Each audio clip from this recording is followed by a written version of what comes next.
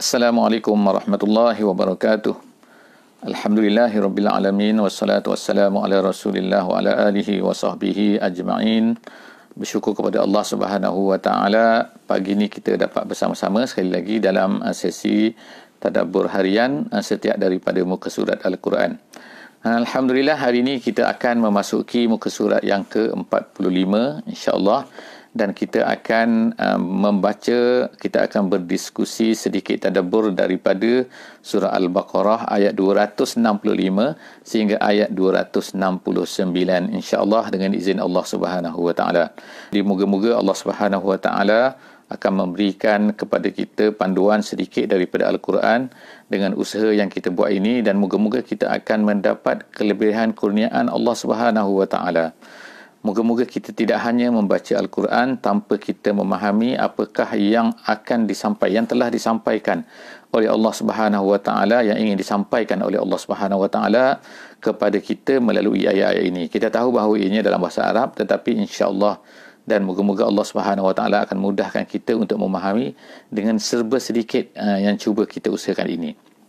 Hari ini insya-Allah kita akan mulakan dengan membaca sedikit daripada ayat-ayat sebagai mengambil barakah daripada sesi kita ini, dan kemudian kita akan cuba lihat secara sepintas lalu apakah kandungan daripada muka surat ini, dan kemudian seterusnya kita akan pergi kepada perkataan-perkataan yang ada dan pengajaran-pengajaran yang boleh kita ambil daripada muka surat ini insya-Allah. A'udzubillahi minasyaitonirrajim.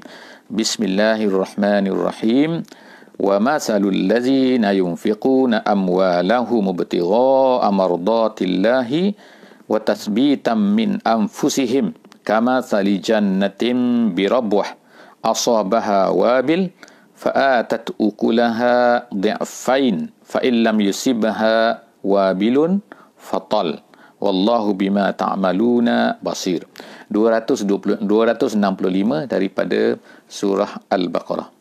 Jadi sebagaimana kita sebutkan sebelum daripada ni, bahawa muka surat dalam juzuk yang ketiga ini daripada surah Al-Baqarah banyak menceritakan tentang isu persoalan tentang harta, tentang ekonomi, tentang muamalat dan sebagainya. Jadi kita akan lihat yang di sini Allah Subhanahu wa taala sentiasa menggembeling kita ni, push kita ni supaya kita ni banyak berinfak di jalan Allah Subhanahu wa taala, dengan Allah Subhanahu wa taala menceritakan kepada kita pelbagai perkara, pelbagai keadaan jika sekiranya kita ni menginfakkan. Pahala-pahala diceritakan oleh Allah sebagaimana yang kita baca sebelum daripada ni, iaitu pahalanya adalah lebih daripada 700 kali ganda. Setiap satu Allah Taala akan gandakan kepada 700 atau lebih, adha'afan katsirah, pelbagai pergandaan-pergandaan yang sangat banyak. Jadi moga-moga dengan Allah Subhanahu wa taala janji-janji ini akan memberikan semangatlah kepada kita untuk kita menginfakkan apa yang ada pada kita, apa yang diberikan oleh Allah Subhanahu wa taala kepada kita semua. Pada hari ini, yang ayat yang saya bacakan tadi, Allah Ta'ala sebutkan wa masalul ladzina yunfikuna amwalahum. Allah Ta'ala membuat perumpamaan orang-orang yang membelanjakan hartanya ibtigha amardatillah, iaitu kerana nak mencari keredaan Allah, menuntut keredaan Allah Subhanahu wa taala. Jadi perumpamaan Allah Ta'ala ni, perumpamaan nafaqat, orang-orang yang telah menginfakkan hartanya di jalan Allah, ibtigha amardatillah. Allah Ta'ala kata wa tasbitan min anfusihim. Wa tasbitan, tasbit ni daripada perkataan sabat. Sabat ni ialah artinya ialah tetap, kekal. Jadi apakah yang dimaksudkan dengan tetap kekal? Menetapkan, meneguhkan daripada diri mereka. Jadi dia ni membelanjakan hartanya di jalan Allah Subhanahu wa taala. Tujuannya kerana nak mencari. Tujuan ada dua disebutkan sini oleh Allah Subhanahu wa taala.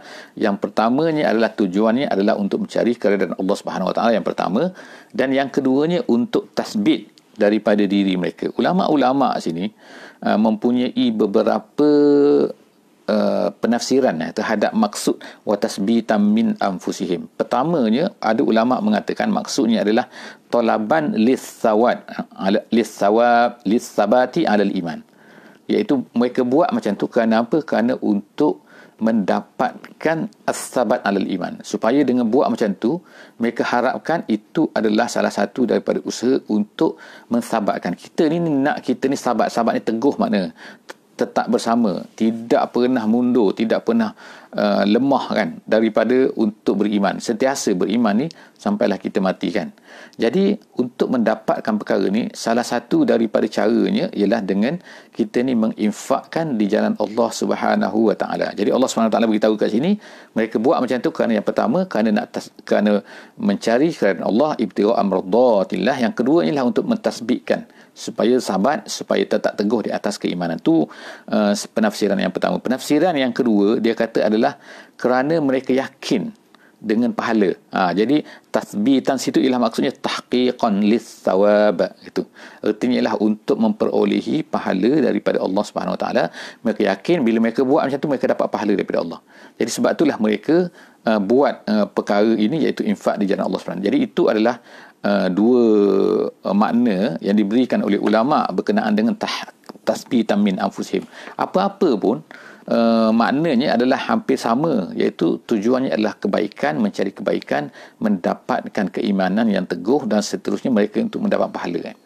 Jadi seterusnya daripada itu Allah Ta'ala kata kamasali jannatin. Orang yang buat macam tu, orang yang menginfakkan macam tu, mereka ni adalah sama seperti perumpamaannya Allah Ta'ala kata seperti jannah. Seperti satu taman, satu bustanun jannah birabwatin. Birabwatin ni di atas tempat yang agak tinggi. Jadi kalau kita kata wadi, kalau satu kawasan kan, kemungkinan ada satu tempat yang tinggi sikit. Bila tempat tinggi sikit, biasanya kalau dalam sistem tanaman tempat yang lebih tinggi sikit daripada tempat yang rendah, tempat tinggi itu biasanya dia akan mendapat lebih sikit dan hasil tanaman di tempat itu biasanya akan dapat lebih. Jadi Allah Ta'ala kata birabwah, itu maksud rabwah, iaitu tanah tinggi sedikit, tanah tinggi, bukan tinggi bukit, bukan, tapi rabwah ni tinggi sedikit daripada yang biasa itu. Kemudian asabaha wabilun, kemudian selepas daripada itu tanah ini, taman ini dia mendapat wabil. Wabil ni maknanya hujan, hujan yang lebat daripada langit. Fa'atat ukulaha da'fain, Allah Ta'ala kata. Maka tanah ini, tanaman-tanaman yang ditanam di atas tanah ni, maka dia akan mendapat hasil. Fa'atat ukulaha, ada bacaannya dengan baca uklaha, ada kita baca biasa ukulaha, boleh baca dengan uklaha. Jadi fa'atat ukulaha da'fain, Allah Ta'ala kata dia akan menghasilkan produk dia 2 kali ganda. Maknanya lebih lah maknanya. Fa'illam yusibha wabil, kalau tak kena hujan yang lebat pula, apa dia akan dapat? Maka dia akan dapat fatal, dia akan dapat hujan yang kurang sikit. Allah Ta'ala kata, maka bila dapat hujan kurang sikit, maka hasil dia mungkin kurang sikit daripada biasa, daripada yang 2 kali ganda tadi tu, daripada hujan lebat tadi tu. Maka ini semua ni adalah perumpamaan untuk orang pertanian, akan lebih nampak lah kan mereka akan dapat rasa. Tapi orang yang tak pertanian macam kita ni, mungkin kita kata tak nampak sangat kan, tak perasan sangat kan. Tapi apa-apa pun Allah Ta'ala buat perumpamaan kepada kita di sini supaya kita ni faham bahawa inilah perumpamaan orang-orang yang membelanjakan hartanya di jalan Allah Subhanahu Wa Ta'ala. Jadi sebagaimana kita sebut sebelum daripada ni, kadang-kadang harta yang sama, nilai yang sama, kadang-kadang pahalanya lebih. Kenapa? Kerana yang pertamanya ialah kerana susah payah orang tu, yang kedua kerana keikhlasan dia. Kadang-kadang kerana ikhlas orang ni lebih sikit, orang ni kurang sikit. Jadi ikhlas pun dia ada maratib, dia ada martabat-martabat yang tak sama di antara satu sama lain. Jadi kalau seseorang tu memberi tu, ikhlas dia kita katakanlah 200%. Jadi dia akan dapat pahala 200%. Kalau orang tu ikhlasnya lebih tinggi lagi, 300%, maka dia dapat pahala lebih lagi. Jadi kesimpulannya ialah Allah Subhanahu Wa Ta'ala kata sini, wallahu bima ta'maluna basir. Sebab tu Allah Ta'ala sebut sini, Allah maha tahu, maha melihat dengan apa yang kamu lakukan. Jadi wallahu, Allah Ta'ala itu bima ta'maluna, dengan apa yang kamu buat, dia ni basir, dia sangat-sangat melihat. Seterusnya itu ayat 265, kita pergi kepada ayat 266. Allah Subhanahu Wa Ta'ala sebut lagi tentang apa ni, tentang pahala kita ni berinfak di jalan Allah Subhanahu Wa Ta'ala. Apa dia? Allah Ta'ala lagi sebut ayawaddu. Ayawaddu ni adalah, kalau kita katakan atau ayawaddu, adakah, yawaddu seseorang tu ingin, bercita-cita, menginginkan, suka apa-apa, iaitu kata ahadukum antakuna lahu jannah, adakah kamu ni suka? Sebenarnya ayat ini walaupun disebut sini ialah sini, tetapi ulama kata istifham sini, dia kata istifham ni ingkari. Istifham ingkari maknanya tu adakah, kan? Tapi adakah sini maksudnya jangan, maknanya janganlah seseorang daripada kamu ini inginkan apa? Seperti apa? Antakuna lahu jannah, dia ni ada jannah. Ni cerita kan, kita cuba fahamkan. Allah Ta'ala kata kan, nak tak nak, ataupun nak macam mana, nak macam ni ke, iaitu seorang yang mempunyai jannah, dia ada kebun, kemudian min nakhilin, dia ada pokok kurma, wa anabin, kemudian dia ada pokok anggur. Jadi maknanya meriah lah, kita katakan taman tu. Kemudian tu tajri min tahtihal anhar, kemudian ada air mengalir pula kan. Ini cantik lah, maknanya kan cantik dan juga subur. Maknanya kalau tidak ada air kering tu, itu cerita lain kan. Tapi Allah SWT sebut ni sangat-sangat subur lah di situ kan. Kemudian lahu fiha min kullis samarat, semua jenis buah ada. Kalau kita kata sini sekarang lah, buah manggis ada, buah durian ada, buah pauh ada, buah apa semua ada kan. Tapi bagi orang Arab tak adalah kan buah-buah tu. Tapi semua buah Arab ni macam contoh kata buah anggur ada, buah tamar ada, buah apa lagi kan. Asal jenis buah lah kan, buah rumman, buah apa ni, delima, buah semua jenis buah tu. Fiha min kullis samarat, padanya semua ada. Samarat ni buah-buahan. Wa asabahul kibar, tiba-tiba dia pun terkena tua, maknanya dia jadi tua lah kan. Wa asabahul kibar, kibar tu tua, dia dah lama dia jadi tua kan. Walahu zurriyatun du'afa, tapi masalahnya dia ada zuriat, dia ada anak-anak, tapi anak-anak semua tu lemah-lemah. Ada yang kata maksud anak lemah sini ialah anak-anak tu masih kecil, ataupun anak-anak yang ramai tapi dia tak mampu, zuriat dia tu tak mampu untuk menguruskan kebun dia tu. Apa-apa sebab tak kira lah kan. Fa asabaha wa i'sarun, lepas daripada tu apa jadi? Dahlah anak-anaknya tak mampu nak selesaikan tanaman-tanaman tu, kebun itu. Kemudian datanglah pula i'sar. I'sar tu artinya ialah angin ribut. Kemudian fihi narun fahtaraqat, kemudian ribut tu pula ada api tu pula membakar kebun dia tu. Jadi habislah, seolah nak kita katakan dahlah anak-anak tak ada boleh nak urus, kemudian pula datang ribut pula, kemudian ribut tu pula membakar pula tu dengan api, dengan petir. Maknanya ada mempunyai api semua tu, apa jadi kepada kebun itu? Fahtaraqat, maka terbakarlah. Kazalika yubayyinullahu lakumul ayat la'allakum tatafakkarun. Allah Ta'ala kata macam itulah Allah Ta'ala jelaskan kepada kamu ayat. Yubayyinullahu lakumul al-ayat, tanda-tanda kan.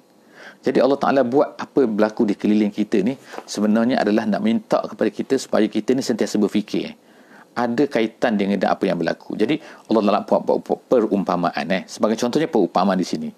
Seorang ada kebun, kemudian dia tua, dia ada kebun dia tu banyak, subur, kemudian dia tua, kemudian anak-anak tak boleh nak menguruskan, kemudian tiba-tiba datang pula angin dapat ada api lalu bakar kebun dia, maknanya hancurlah kebun dia.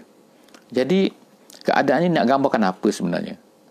Ulama kata perumpamaan ini adalah untuk menunjukkan Allah Ta'ala nak memberi umpama kepada kita, permisalan kepada kita, iaitu seorang yang asalnya, ini satu pendapat ulama dia kata macam ni kan, pendapat ni masyhur, pendapat ni antara yang kuat yang dikatakan oleh ulama. Maksud dia ialah seorang yang mana membelanjakan, membuat baik pada permulaan hidup dia, pada masa dia segar, pada masa dia muda, dia buat baik, dia buat ketaatan, dia dapat pahala yang banyak.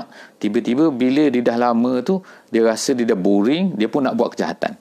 Bila dia buat kejahatan, lepas tu akhirnya kan, kejahatan dia ni akan memakan pahala yang dia buat semasa dia muda ni.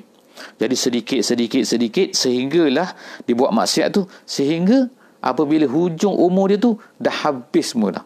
Habis apa pahala-pahalanya tu habis, termakanlah, macam seolah macam terbakar oleh pahala yang dibuat semasa dia muda tu. Jadi ini adalah perumpamaan yang paling masyhur di kalangan para ulama, menceritakan tentang maksud kepada ayat ini. Jadi Allah Subhanahu Wa Taala mengajar kita jangan jadi macam ni. Sebab itulah kita kata tadi istifham situ, ayawaddu situ ialah bukan nak tanya adakah kamu nak jadi macam ni, tak, maknanya jangan kamu jadi macam ni.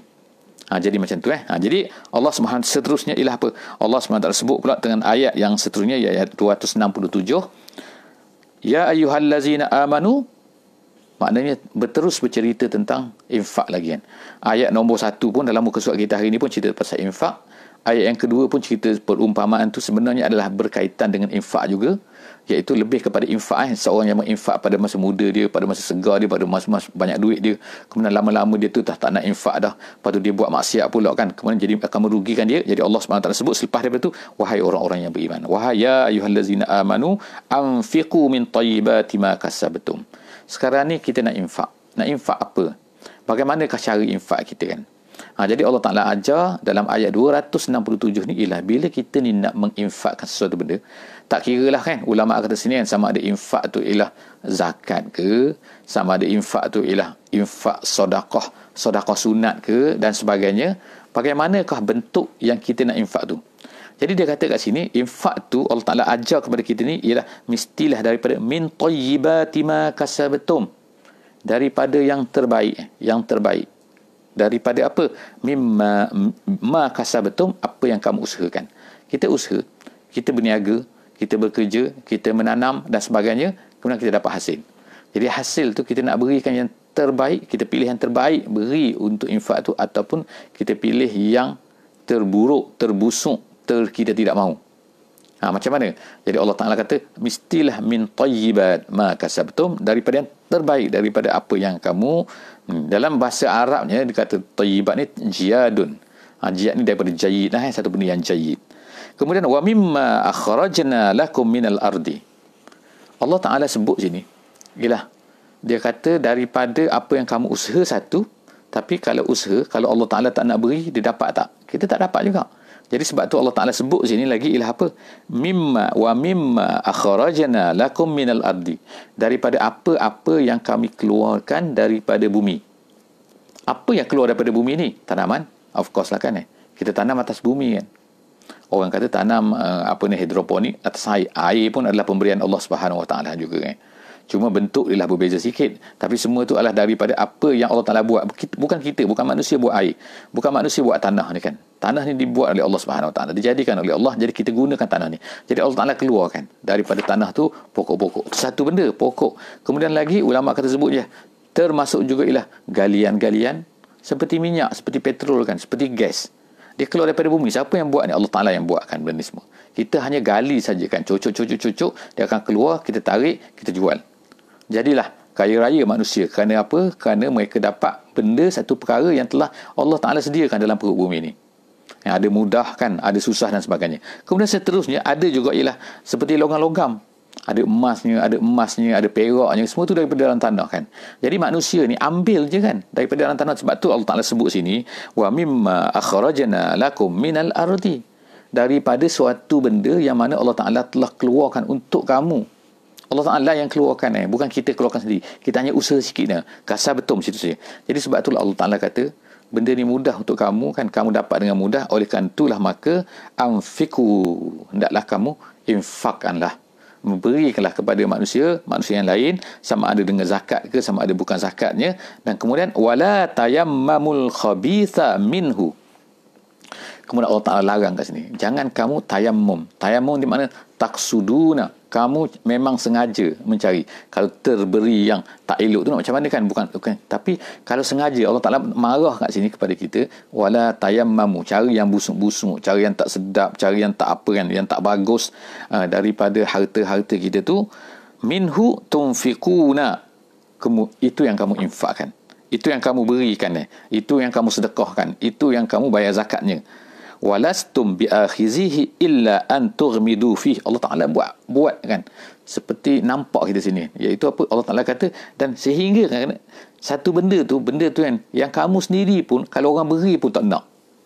Jadi macam mana kamu nak infakkan benda tu kan? Kamu sendiri kalau nak ambil pun dengan apa ni, kamu tutup mata kan. Tughmidu fihi, dalam ulama kata sini ialah maknanya seseorang yang mana dia tu kadang-kadang harta tu memang mudah dia nak beri. Sebab apa? Dia tak nak pun. Gitu kan. Yelah kan harta yang kita sayang kan.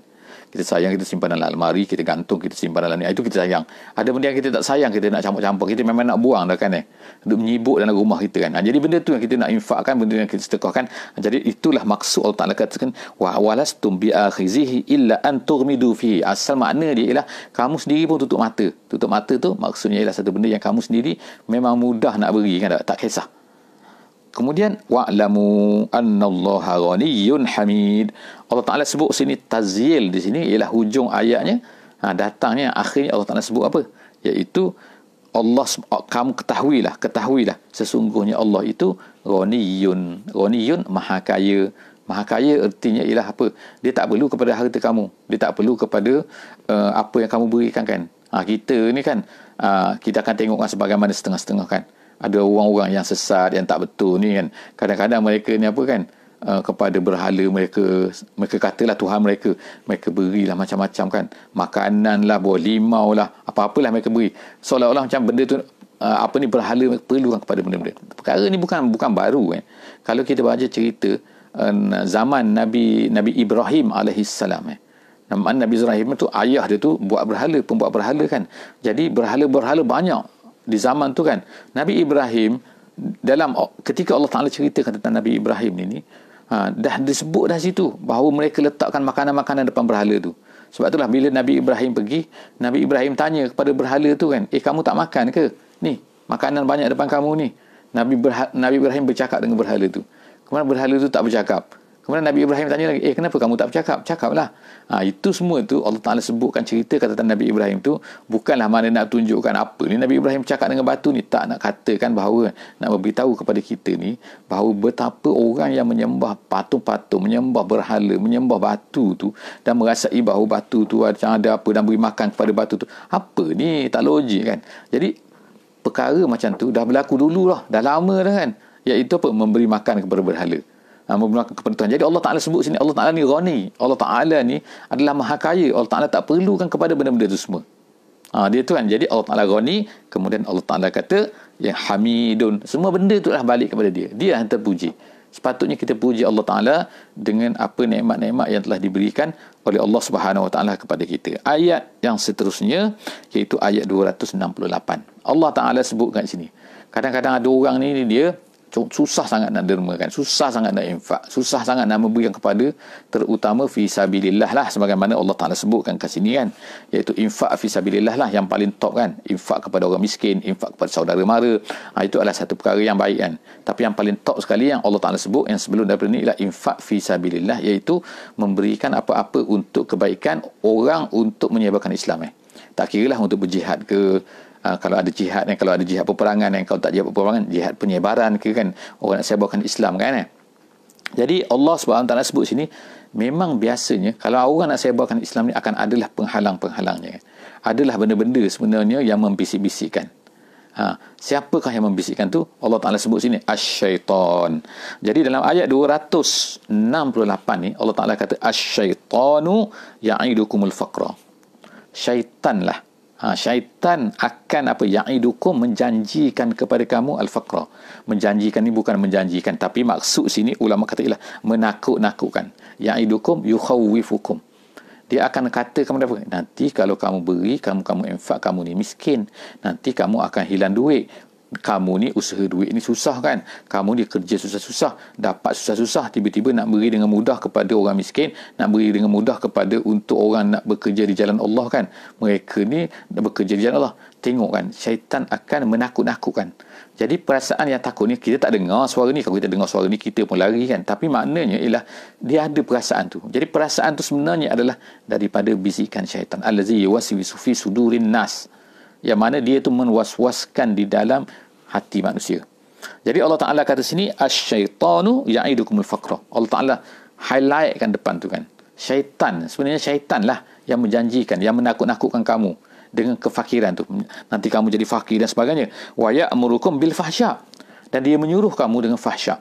Fahsya maksudnya adalah al-bakhl, al-bukhl, iaitu bakhil.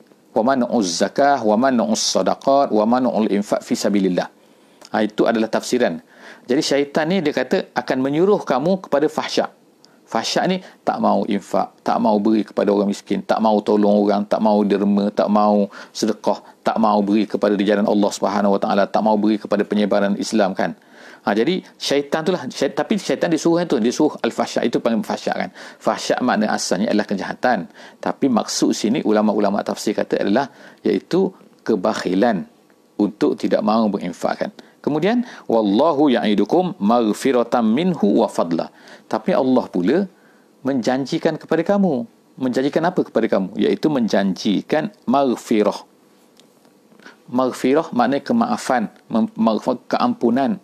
Apa maksud? Maksudnya ialah Allah Ta'ala nak beri keampunan kepada kamu melalui sedekah. Jadi bila kita sedekah, bila kita infak fi sabilillah, sebenarnya kita akan dapat maghfirah situ. Maghfirah ni bukanlah antara caranya, of course lah kan kita kata astaghfirullah, astaghfirullah, astaghfirullah kan. Itu adalah kita minta Allah Ta'ala astaghfirullah mengampunkan kita.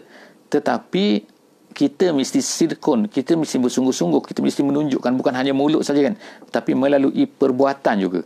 Jadi antara perbuatan yang boleh mengampunkan, Allah Ta'ala mengampunkan kita ialah dengan kita ni infak fisabilillah.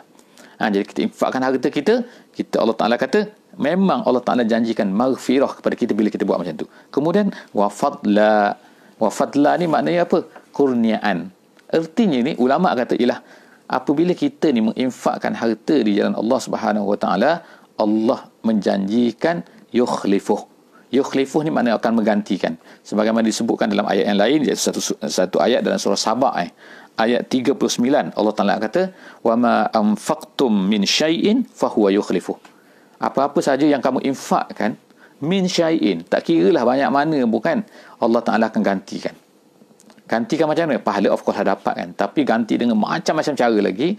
Dan dalam hadis Nabi sallallahu alaihi wasallam, Allah Ta'ala Nabi sallallahu alaihi wasallam sebutkan benda ni kan, iaitu apa benda yang kamu sayangkan, maka Allah Ta'ala akan hancurkan. Apa yang kamu beri di jalan Allah Subhanahu Wa Ta'ala, Allah Ta'ala akan gantikan. Itu adalah doa malaikat kan, yang Allah Ta'ala diceritakan oleh Nabi kita sallallahu alaihi wasallam. Dia akan kata, Allahumma u'ti munfiqan khalafan.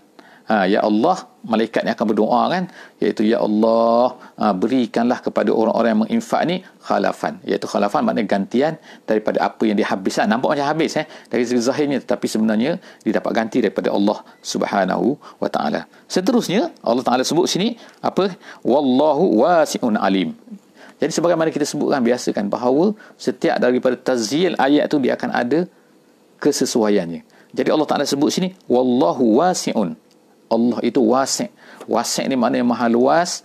Dia boleh beri apa saja, tak langsung terhakis daripada apa yang dia ada. Wasi'un, sangat luas kurniaan dia. Allah Ta'ala boleh beri. Alimun, dia tahu kan siapakah yang mau nak infakkan fisabilillah betul-betul ikhlas, ataupun siapakah yang tak ikhlas, yang tak betul-betul kerana Allah Subhanahu Wa Ta'ala. Jadi ayat yang terakhir 269, Allah Ta'ala kata yu'til hikmata man yasha' wa man yu'tal hikmata faqad utiya khairan katsira wa ma yadhakkaru illa ulul albab. Allah Ta'ala yang terakhir sebut yu'til hikmata. Hikmah Allah Ta'ala diberikan hikmah. Allah Ta'ala sebut sini man yasha', diberikan hikmah kepada sesiapa yang dikehendaki oleh Allah Subhanahu Wa Ta'ala. Siapakah yang Allah Ta'ala akan beri hikmah ini, dan apa maksud hikmah ni? Hikmah ni akan diberi kepada sesiapa yang dikehendaki. Allah Ta'ala kehendaki. Allah Ta'ala maha tahu kan siapakah yang akan dapat. Dan Allah Ta'ala sebut situ kan. Tapi apa maksud hikmah? Hikmah sini banyak pendapat ulama' yang mengatakan. Pendapat yang paling popular sebagaimana disebutkan oleh Al-Jalalain, dalam tafsir Jalalain disebut ialah hikmah artinya ialah satu ilmu an-nafi' al-muaddi ila al-amal, iaitu ilmu yang bermanfaat, yang boleh membawa seseorang itu kepada beramal dengan apa yang dia tahu tu. Kadang-kadang kita belajar satu ilmu, kita dapat information, tapi tak bawa apa-apa amal pun daripada situ. Tapi ada amal-amal yang kita kadang kita pergi mendengar ceramah, kita mendengar ini, kita belajar ni kan, tiba-tiba kita terasa nak buat, yang boleh mendorong kita untuk melakukan benda tu. Jadi itu nama dia hikmah. Jadi hikmah macam ni, perasaan macam ni, Allah Subhanahu Wa Ta'ala saja yang berikan kepada sesiapa yang dikehendaki. Jadi kita mohon kepada Allah Subhanahu Wa Ta'ala, Allahumma atina hikmatan. Ya Allah, berilah kepada kami ni hikmatan. Pendapat yang kedua mengatakan hikmah ni maksudnya al-ilmu wal fahmu lil umuril Quran was sunnah. Kita faham ilmu mengenai Quran, ilmu mengenai sunnah, mengenai Quran dan juga hadis. Bagaimana kita buat hari ini, usaha kita kan untuk kita faham Quran. Maka ilmu ni kalau kita dapat kan, kita rasa, maka mendorong kita untuk beramal, maka itulah nama dia hikmah. Allah Ta'ala beri kepada siapa yang dikehendakinya. Tapi kita kan usahalah kan, of course kan. Yang ketiga, dia mengatakan bahawa al-hikmah ni maksudnya al-isabah bil qaul, iaitu bila dia bercakap ni betul, tepat dengan apa yang sebenarnya. Itu hikmah. Jadi apa-apa pun, itu adalah pendapat-pendapat ulama. Pendapat yang pertama itu adalah pendapat yang paling kuatlah di kalangan ulama, iaitu ilmu yang membawa kepada keamalan. Jadi Allah Ta'ala beri kepada siapa yang dikehendakinya, dan Allah Ta'ala sebut sini, wa may yu'tal hikmata faqad utiya khairan katsira. Siapa yang dapat hikmah, siapa yang dapat ilmu yang macam tu, maka dia sebenarnya telah mendapat satu kebaikan yang sangat banyak. Maknanya kalau orang lain dapat harta, mungkin orang ni bisnes, pandai bercakap, pandai, dia dapat harta yang banyak. Ada orang tak pandai benda tu kan, tetapi dia dapat diberikan hikmah, maka orang yang dapat hikmah ini sebenarnya itulah orang yang lebih baik daripada orang yang mendapat harta yang banyak, tetapi tidak mendapat hikmah tu. Jadi wa may yu'tal hikmata, siapa yang diberikan hikmah, faqad utiya khairan katsira. Allah Taala kata sesungguhnya dia telah diberikan dengan khairan katsira, kebaikan yang banyak. Tetapi siapa yang boleh faham perkara ini semua?